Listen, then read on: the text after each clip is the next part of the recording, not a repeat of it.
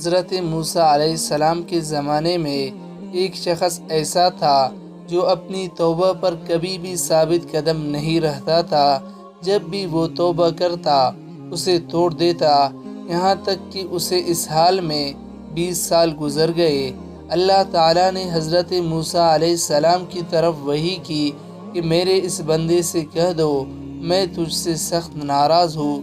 جب حضرت موسیٰ علیہ السلام نے اس آدمی کو اللہ کا پیغام دیا تو وہ بہت غمگین ہوا اور جنگلوں کی طرف نکل گیا۔ وہاں جا کر اللہ رب العزت کی بارگاہ میں عرض کی، اے رب ذوالجلال، تیری رحمت کم ہو گئی ہے یا میرے گناہوں نے تجھے دکھ دیا ہے؟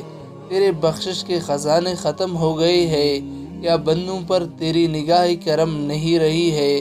تیرے عفو درگزر سے کون سا گناہ بڑا ہے؟ تو کریم ہے، میں بخیل ہوں، کیا میرا بخل تیرے کرم پر غالب آ گیا ہے؟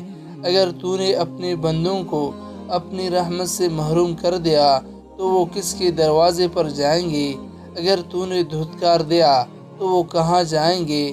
اے رب قادر و قہار، اگر تیری بخشش کم ہو گئی ہے اور میرے لیے عذاب ہی رہ گیا ہے تو تمام گناہگاروں کا عذاب مجھے دے دے، میں ان پر اپنی جان قربان کرتا ہوں۔